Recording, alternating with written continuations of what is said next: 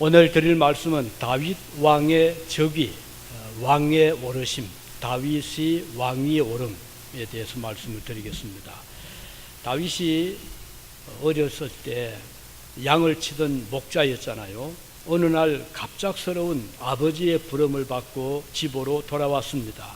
집안에는 그의 형제들과 또 유명한 선지자 사무엘도 자리를 함께하고 있었습니다. 어리둥절해하던 다윗의 머리에 사무엘 선지자는 기름을 부어서 이스라엘의 왕으로 세워주셨죠. 너무나 놀라운 일이었습니다. 다윗은 아무 할 말이 없었습니다. 자신이 이스라엘의 왕으로 세워질 것이라고는 꿈에도 생각해 본 적이 없었기 때문입니다. 다윗은 다시 양을 치는 목동의 생활로 되돌아갔고 매일같이 부지런히 그의 양떼를 보살폈습니다. 그는 자기의 삶에 충실할 뿐이었습니다. 왕이 될 것이라고 사람들에게 자랑도 하지 않았습니다. 아버지의 심부름을 받고 전쟁터에 나간 형들을 위하여 음식을 전달하는 일까지 그는 조금도 망설이지 않고 잘 감당했습니다. 그는 자기 자신이 이제 기름 부음 받아서 왕이 될 것이니 하고 자기 자신이 그런 계획을 세우지 않았습니다. 그는 매일의 삶 속에서 자기의 맡은 일에 충실할 뿐이었죠. 사울왕이 점점 더 극단적으로 흘러갈 때, 정신적으로 정상적이 못되고 미쳐갈 때도 그는 자기가 왕으로 나서야 된다고 생각하지를 않았습니다. 다윗이 훗날 왕으로 즉위하게 된 것은 그의 계획에 의해서가 아니라 유다 지파 사람들이 그를 왕으로 추대함으로 세워졌잖아요. 다윗은 권세에 권력에 대한 욕심이 없었습니다. 자기 할 일에만 계속 충성했죠.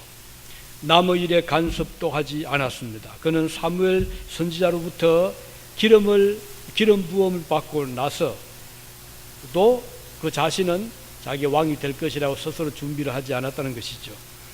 그의 절친한 친구였던 요나단이 전쟁터에서 쓰러졌을 때 그는 매우 애통했습니다. 요나단의 아버지이자 이스라엘의 왕이었던 사울과 요나단의 죽음을 그는 몹시 슬퍼하며 애가를 지어 불렀습니다. 그는 이스라엘 왕이 쓰러지고 당연히 자기 자신이 왕위에 즉위해야 함을 알았지만 그러나 조급하게 서둘지 않았습니다. 그는 하나님께 이렇게 기도합니다. 1절에 보면 그 후에 다윗이 여호와께 물어가로되 내가 유다 한 성으로 올라가리이까? 가라사대 올라가라. 다윗이 가로되 어디로 가리이까? 가라사대 헤브론으로 갈지어다. 이 다윗과 하나님과 지금 기도의 내용이거든요. 이 말씀을 보면 다윗은 그가 나아갈 길을 하나님께 일일이 물은 것을 볼 수가 있습니다. 그는 조급하지 않았습니다. 중요한 일을 앞에 두었을 때 그는 침착하게 하나님의 뜻을 묻고 있었습니다. 다윗은 하나님께서 지시하시는 대로 한 걸음 한 걸음 앞으로 나갈 뿐이었습니다. 그가 간 곳은 헤브론이라는 곳이었잖아요. 헤브론이라는 곳은 유서 깊은 고도입니다. 다윗의 조상 아브라함이 갈대 우르를 떠나서 하나님의 지시하시는 뜻을 따라 도착했던 그곳이 바로 헤브론이라는 곳이었어요. 아브라함은 그곳에 장막을 치고 오랫동안 살았죠. 훗날 그의 부인 사라가 죽었을 때 아브라함은 그 헤브론에다가 막벨라 굴이라는 그 땅을 사서 장사를 지냈습니다. 그 후에 아브라함의 아들 이삭도 또 야곱도 바로 이 헤브론 주변에 같이 살았습니다. 따라서 이곳은 매우 역사 깊은 그런 도시였죠.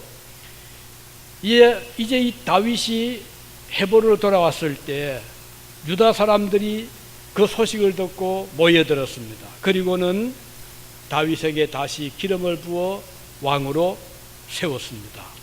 이 다윗의 즉위, 다윗이 왕이 된 것은 중요한 몇 가지 의미를 우리에게 보여줍니다. 그 하나는 다윗이 왕으로 세움받게 된 것은 자기 뜻에 의해서가 아니고 하나님께서 그를 왕으로 세워주셨다는 것입니다.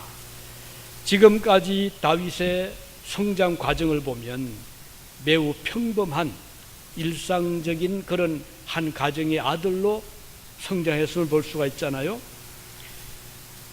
그가 왕으로 세움을 받기 전까지 다윗을 특별히 하나님이 관리한 것이 없어요.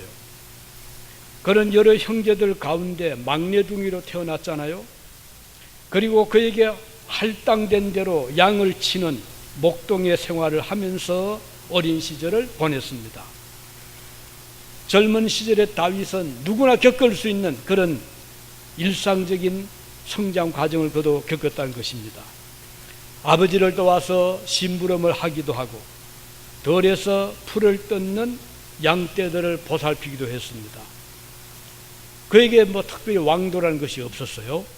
다만 맡은 일에 최선을 다하는 그런 삶을 살 뿐이었습니다. 그가 맡은 양떼들이 야생동물의 습격을 받으면 그는 결사적으로 양떼를 보호를 했죠. 도망치지 않았습니다. 그 양을 위해서 물맷돌을 정확하고 빠르게 던지는 기술을 매일같이 연마했습니다. 사자가 새끼 양을 삼키려고 하면 그는 달려들어서 심지어 사자 입에서 양 새끼를 건져내기도 했습니다. 끊임없이 훈련했던 물맷돌을 던지는 그 일은 훗날 놀랍게도 이스라엘 나라를 건져내는 그런 놀라운 힘을 발휘하게 되잖아요. 양떼들을 보호하고 안전하게 지키는 일은 그 훗날 이스라엘 백성들을 적의 위험에서 보호를 하고 그리고 나라를 지키는 그 일과 직결이 되고 있습니다.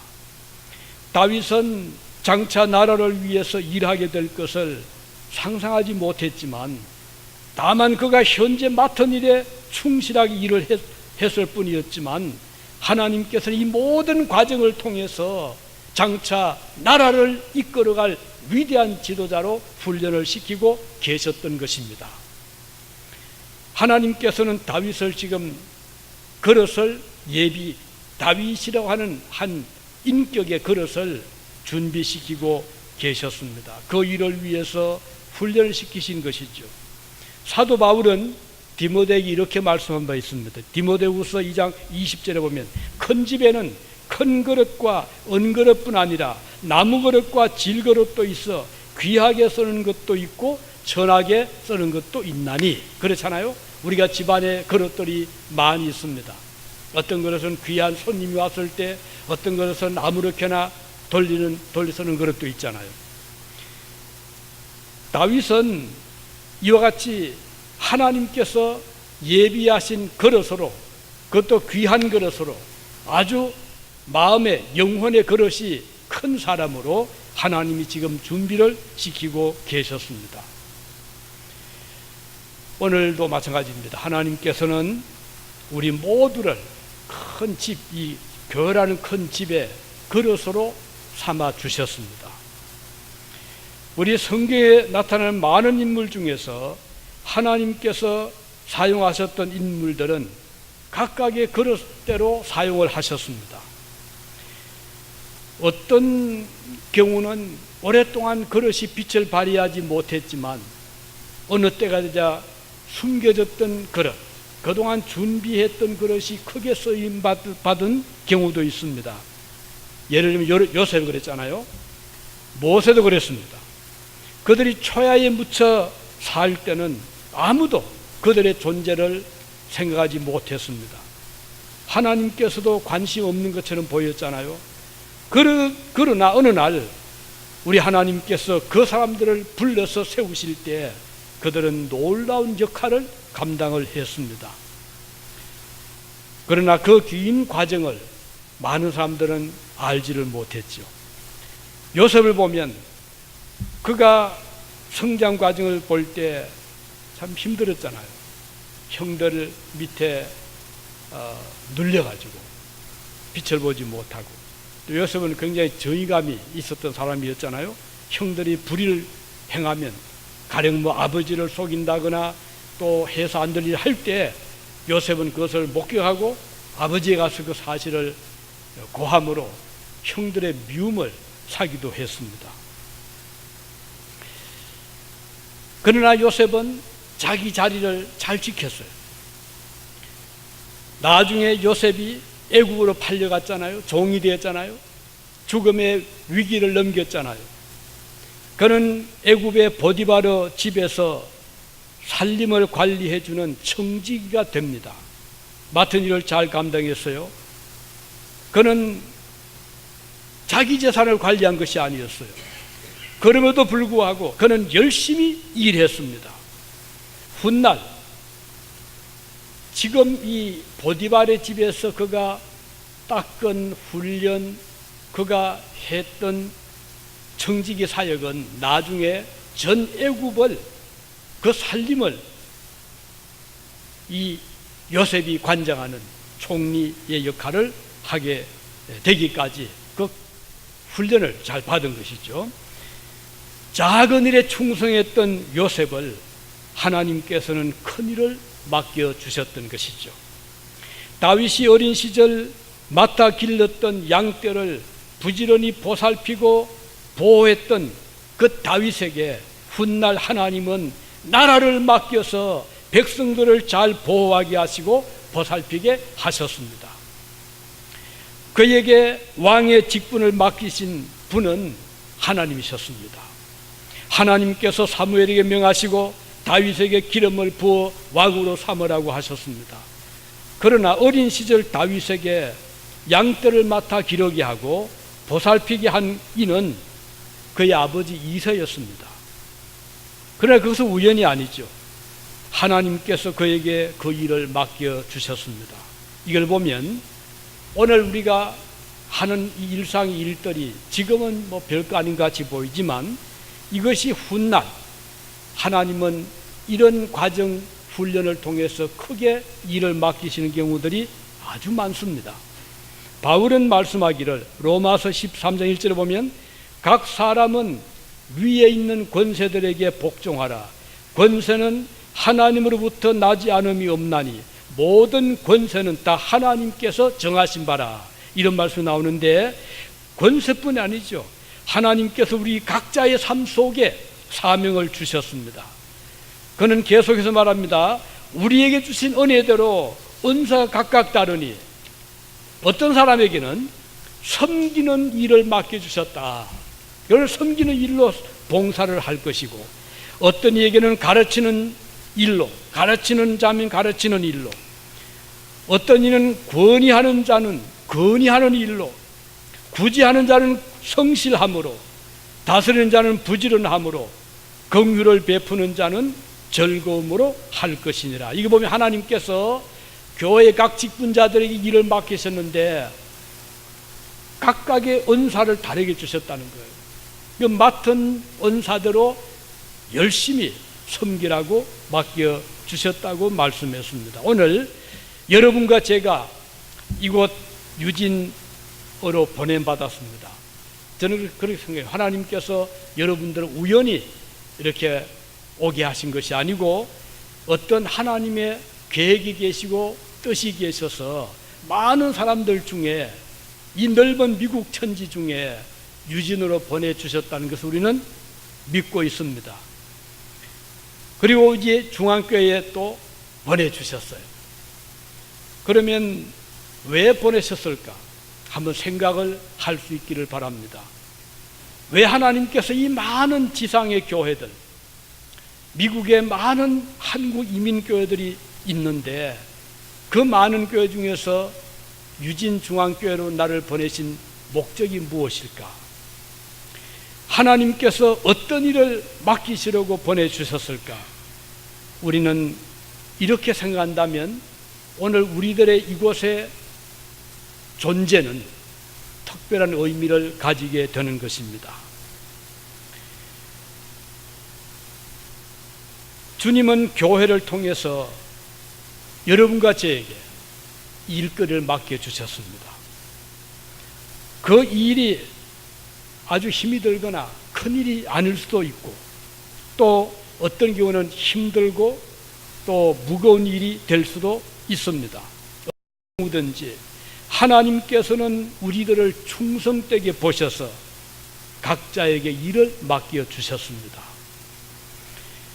우리가 한 가지 일을 잘 감당하면 하나님께서는 더 소중한 일을, 더 큰 일을 맡겨 주시는 것이죠.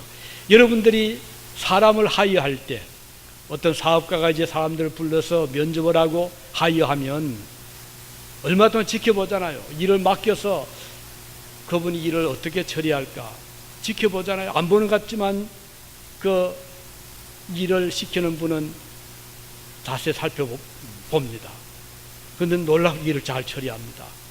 잘 위기관리 능력도 있고 또 그가 맡은 일은 끝까지 책임을 잘 지면 어떻게 하죠? 아, 이분을 좀 중요한 일을 맡게 되겠구나. 좀 더 대우를 잘 해줘야 되겠구나. 오래 또 일하게 해줘야 되겠구나 해서 그 사람을 계속 서포트하면서 중요한 일을 맡깁니다. 어느 정도 되면 그에게 열쇠를 맡깁니다. 당신이 문을 열고 닫아주시오. 중요한 일을 맡깁니다. 왜? 그동안 지켜보니 일을 잘하고 틀림없거든요. 마찬가지로 하나님께서 아무에게나 일을 맡기시지 않습니다.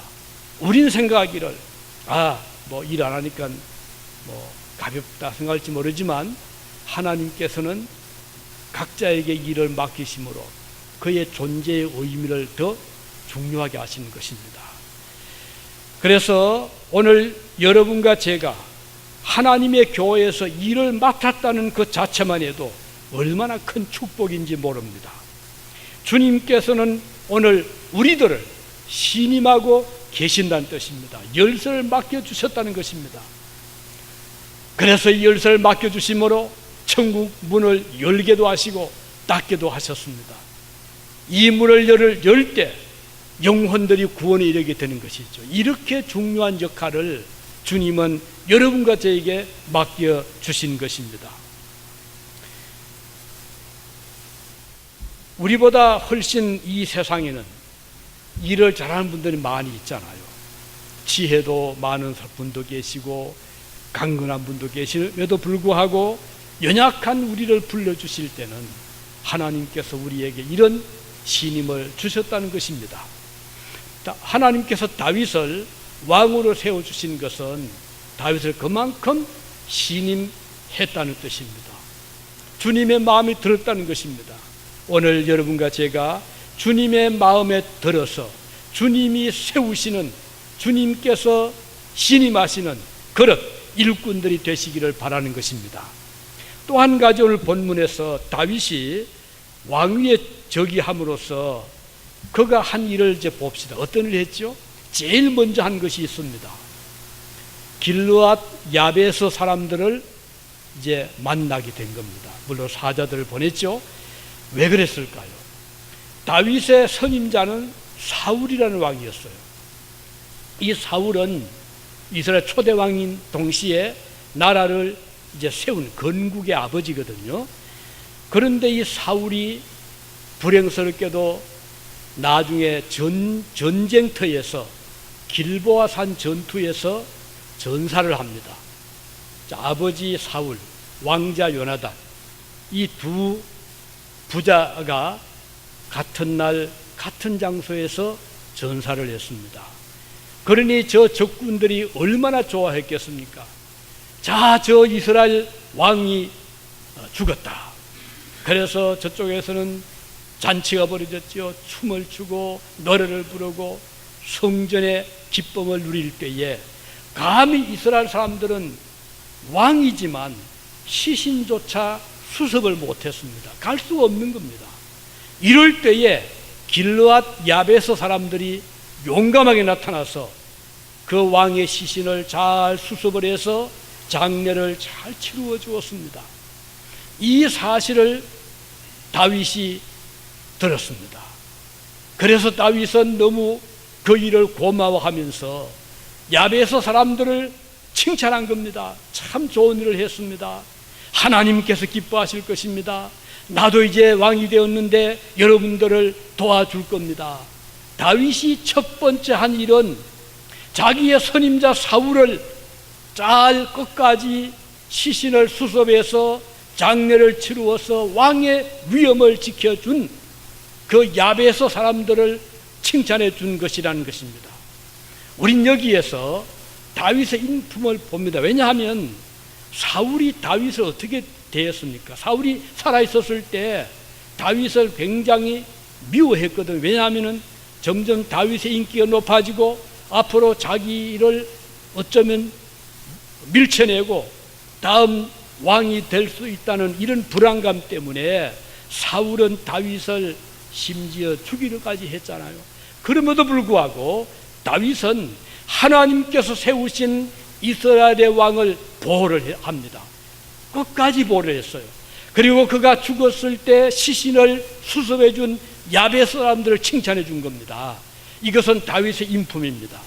우리가 사람들에게 조금만 서운함을 당하면 얼마나 힘들어 하잖아요. 나에게 이런 일을 했다, 이런 말을 했다, 나를 괴롭혔다, 내가 어떻게 하면 저 원수를 갚을까, 이럴 수 있잖아요. 그러나 다윗은 달랐어요. 비록 자기의 선임 왕이긴 했지만, 자기를 그렇게 힘들게 했지만, 자기를 죽이려고 했지만, 다윗은 그는 하나님이 세우신 이스라엘의 왕이고 나의 선임자다, 그를 잘 선대하는 것이 나의 의무다, 이렇게 생각한 거예요. 오늘 여러분들이 직장에서 혹은 여러분이 그 삶의 그 현장에서 여러분 주변에 선배도 있고 윗사람도 있고 동료 있잖아요. 그럴 때 어떻게 행동을 해야 되겠습니까?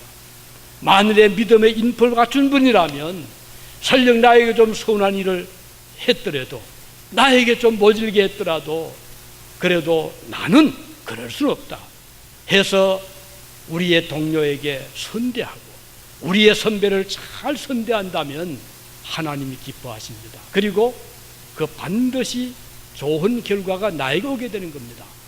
특히 정치적으로 다윗처럼 자기가 왕이 되었지만 그 왕권을 휘둘려서 원수를 갚는 데 쓰는 것이 아니라 오히려 선한 일을 쓸 수 있다면, 오늘 세계를 둘러보면 얼마나 정치적으로 복잡하잖아요. 미국만 해도 지금 트럼프 대통령이 그 오바마 케어 저걸 어떻게 하든지 좀 없애보려고 하다가 이게 좌절됐잖아요. 미국뿐 아니죠. 전 세계 각국의 이 정상들이 그런 그 정치적인 여러 복합 요인 때문에 많이 힘들어하는데, 우리가 성경을 돌아가 보면 정치적인 보복은 좋은 게 아닙니다. 이것은 또 보복을 낳습니다. 이 다윗은 결코 그런 길을 걸어가지 않았어요. 오히려 그는 자기 선왕을 후대하고 또 그를 같이 도와준 야베스 사람들을 칭찬해 주었어요. 이것은 다윗의 그동안 훈련받아왔던 마음의 큰 걸음, 다윗의 인품입니다. 우리 교회도 우리에게 조금 서운한 말을 하더라도 그건 너무 마음에 담지 말고, 또 여러분의 직장에서, 여러분의 사업의 현장에서, 여러분의 삶의 현장에서 좀 나에게 좀 별로 호감이 안 되는 분이 있다 하더라도 내가 그 원수를 갚으려 하지 마시기 바랍니다. 성경에 보면 원수를 갚지 마라 그랬어요. 원수 갚는 것은 하나님의 몫입니다. 우리가 할 일이 아니거든요. 우리는 선대하라 이거예요. 내 선배에게 선대하고 동료에게 선대하면 내 할 일 다 하는 거예요. 그러면 나머지 부분은 하나님께서 하시거든요. 우리 교회에서 마찬가지예요. 계속 남을 비방할 것이 아니라 선대해주는 동료 집사님을 선대하고 선배 집사님 권사님을 선대하고, 이것이 주님이 기뻐하실 일이거든요. 그래서 오늘 다윗이 왕이 되어서 한 일은 선한 일을 했다 하는 것을 볼 수가 있고, 그리고 또 우리가 성경에 보면 많은 분들이 주님의 이름으로 또 선대하라고 많이 말씀하고 있습니다. 우리 예수님께서는 소자에게, 작은 아이에게 냉수 한 그릇 대접하는 것도 그 상을 잊지 않겠다고 말씀하셨어요. 교회를 사랑하는 성도들을 만나거든 적극 칭찬해 주시기 바랍니다. 교회를 위하여 헌신하고 물심으로 섬기는 주님의 자녀들을 기억해 주시기 바라는 것입니다. 사도 바울은 로마 서신에서 많은 부분을 할애하여 훌륭한 일꾼들을 칭찬하고 있습니다. 로마서 16장에 보면 그는 겐거리아 교회의 자매 베베를 천거한다고 그랬어요. 그리고 그는 말하기를 주 안에서 합당한 예절로 그를 영접하고 무엇이든지 그에게 소용되는 바를 도와줄지니 이는 그가 여러 사람과 나의 보호자가 되었습니다. 3절에 보면 너희가 예수 그리스도 안에서 나의 동역자들인 브리스가와 아굴라에게 문안하라. 저희는 내 목숨을 위하여 자기의 목이라도 내어놓았나니 이렇게 칭찬하고 있습니다. 또 6절에 보면 너희를 위하여 많이 수고한 마리아에게 문안하라. 12절에 보면 주 안에서 수고한 더루베니와 더로보사에게 문안하라. 주 안에서 많이 수고하고 사랑하는 버시에게 문안하라. 많은 분들을 바울은 칭찬하고 있습니다. 이렇게 오늘 그리스도인들은 칭찬에 인색하지 말아야 됩니다. 오히려 격려해 줘야 됩니다.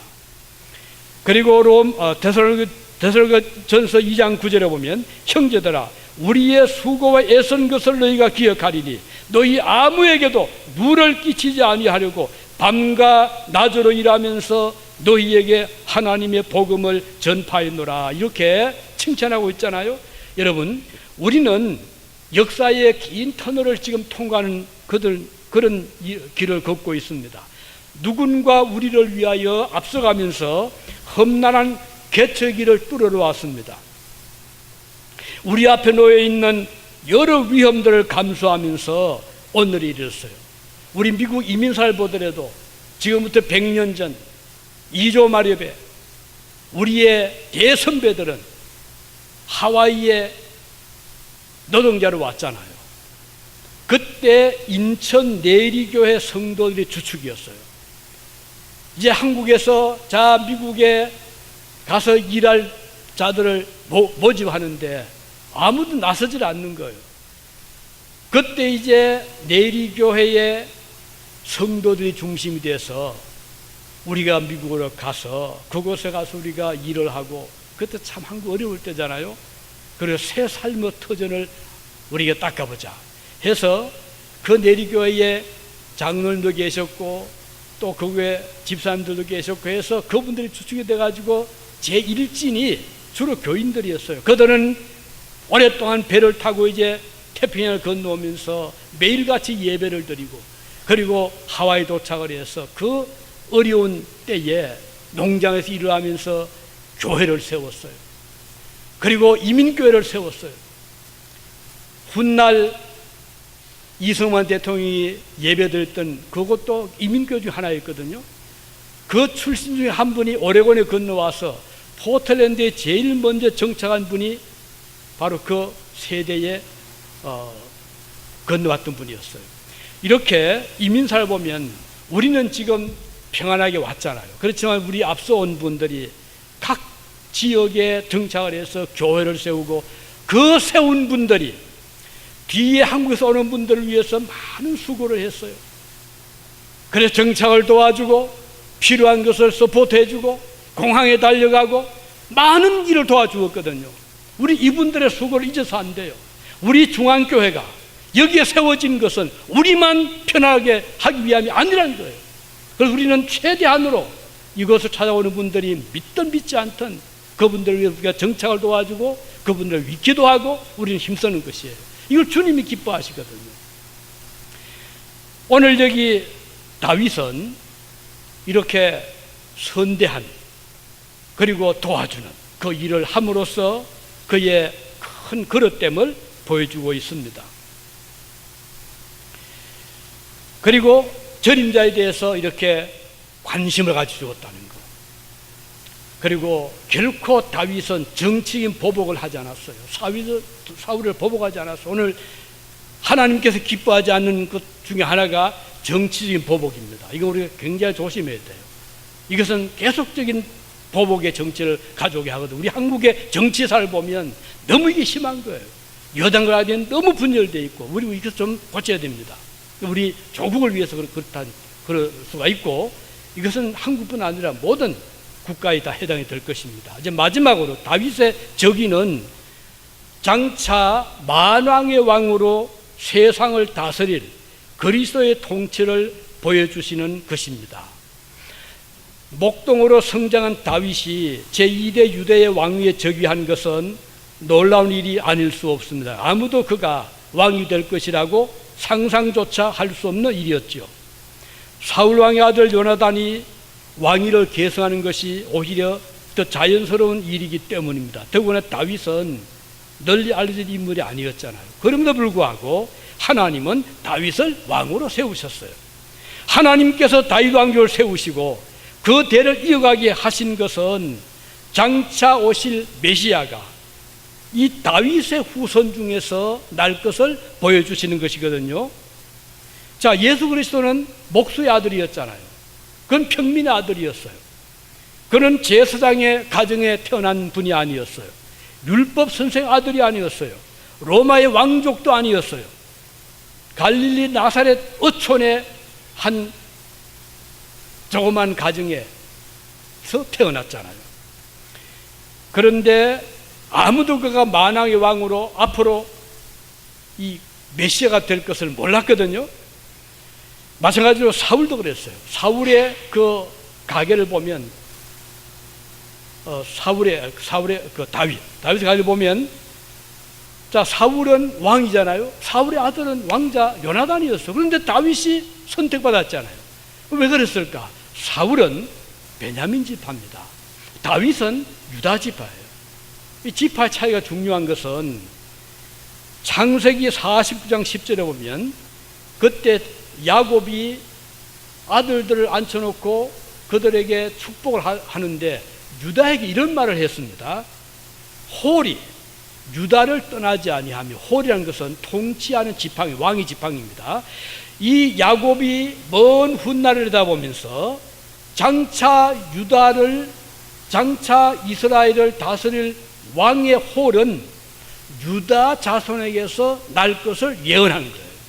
그래서 홀이 유다를 떠나지 아니하며 치리자의 지팡이가 그 발 사이에서 떠나지 아니하시기를 실로가 오시기까지 미치리니 그에게 모든 백성이 복종하리로다. 이런 말씀 나오거든요. 여기 보면 야곱이 예언한 것은 앞으로 이스라엘 다스릴 왕은 유다 지파에서 나올 거다. 그리고 그 왕은 장차 실로 오시기까지 다스릴 거다. 실로는 평화의 왕, 메시아를 의미하거든요. 다시 말하면 유다 지파 중에서 메시아가 날 것을 야곱이 예언했고 그 예언대로 오늘 다윗이 지금 선택이 된 거예요.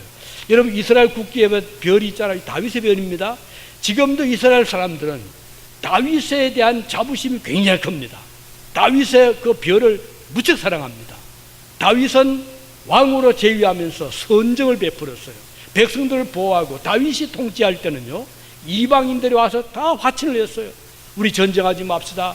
다 와서 화친하고 서로 도우고, 그리고 이스라엘을 많이 서포트해 주었어요. 이것은 영적으로 보면 앞으로 주님 나라가 임하시게 되면 다시는 전쟁이 사라집니다. 이 땅이 어떤 전쟁도 없어지게 되고 만왕의 왕 되신 예수께서 그의 백성들을 평화로 이끌어 가실 것을 보여주시는 것인데, 다윗이 왕이 된 것은 바로 장차 임하실 메시아 왕을 우리에게 보여주시는 거예요. 그래서 우리 주님이 이 땅을 다스릴 때는 다시는 전쟁이 이제는 없습니다.